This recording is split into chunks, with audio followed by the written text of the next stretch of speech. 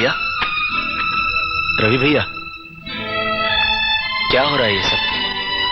क्या चाहिए आप लोगों को हमारे बक्से में से? कृष्णा, ज्योति के गहने कहाँ? छोटी मालकिन के गहने? हाँ। ओह, कितना अनजान बन रहा है बेचारा। सीधी तरह से बता दे कि ज्योति के गहने कहाँ छुपाए हैं। कहीं बेचकर तो नहीं चला है? विक्की भैया, आप लोगों को हम पर ऐसा घटिया इल्जाम लगाते हुए शर्म आनी चाहिए। अरे अरे, क्या हम अपने ही घर में चोरी करेंगे? हाँ, छोटी मालकिन, क्या हम चोर दिखाई देते हैं? हाँ, क्या चोरी जैसा नीच और घटिया काम हम कभी कर सकते हैं? तो फिर गहने कहाँ गए हैं? इस घर में और कौन है जो चोरी कर सकता है तुम्हारे सिवा? बस भैया, मुझे अपने गहने चोरी होने का इतना गम नहीं जितना कृष्णा की बेइज्जती का है। ये चेन तुम्हारी है ना ज्योति?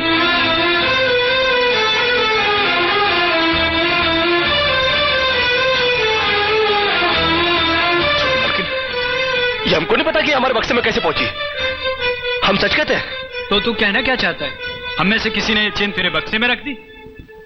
ये इस तरह नहीं मानेगा। फोन करके पुलिस को बुलाओ, वो खुद ही कबूल करवा लेगी। तुम ठीक कह रही हो। अरे नहीं, इस घर में पुलिस नहीं आएगी। छोटी मालकिन ने समझाइए, इस घर में पड़ेगी तो इस घर की बड़ी बेइज्जती हो जाएगी। ठहरो, कोई जरूरत नहीं पुलिस को मेरे दरवाजे पर बुलाने की। मगर बड़े भैया, ये रवि, मैं अभी तक मरा नहीं हूं। घर की छोटी मोटी उलझने मैं खुद सुलझा सकता हूं। साहब जी इन्हें डांटिए, अभी का अभी डांटिए। अरे छोटी मालकिन के गहने चोरी हो गए और ये लोग हम पर शक कर रहे हैं। ये लोग सोच रहे हैं कि वो गहने हम कहीं बेचा है।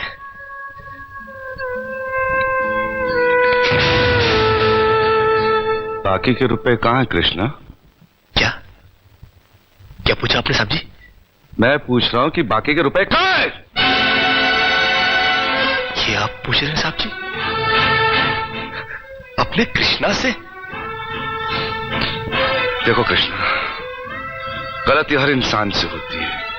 तुम मुझे सही सही बता दो कि गहने तुमने कहां बेचे, मैं तुम्हें कुछ नहीं कहूंगा। अब कहने के लिए बाकी ही क्या है साहब जी? एक छोटा सा सवाल पूछ के आपने बहुत कुछ कह दिया है साहब जी।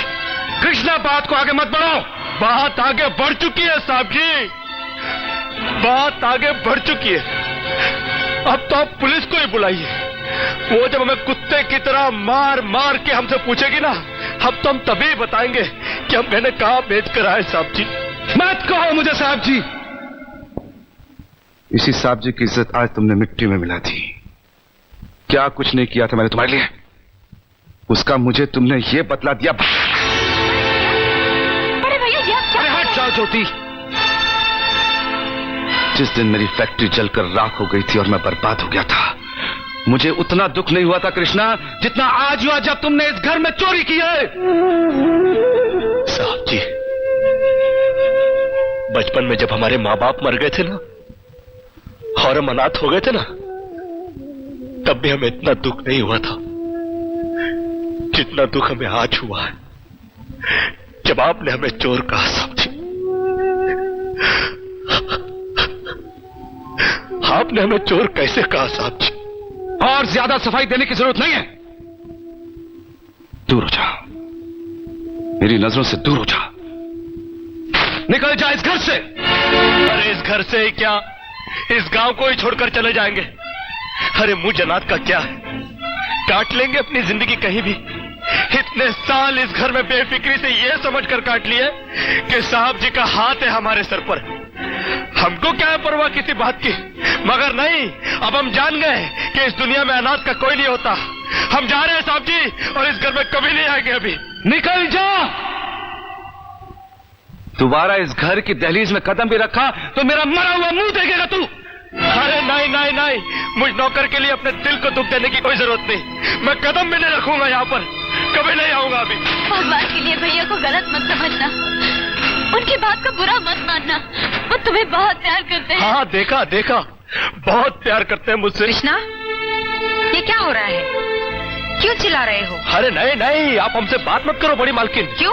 अरे हम छोटी मालकिन के सारे गहने चुरा के खा चुके हैं। ये क्या बकवास कर रहे हो? अरे नहीं, हम सच बोल रहे हैं, हम चोर है, चोर।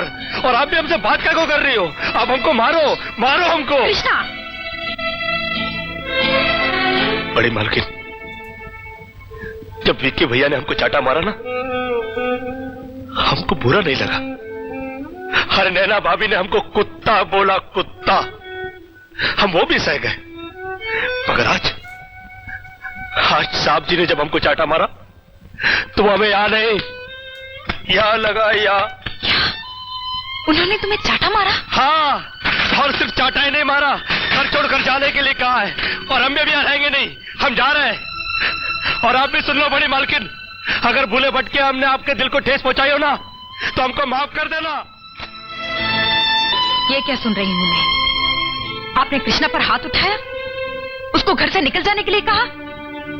आप क्या समझते हैं हमारा कृष्णा चोरी कर सकता है? अरे अगर भगवान भी जमीन पर उतरकर उसके खिलाफ गवाही देना, तब भी मुझे विश्वास नहीं होगा। आप किसे मान गए?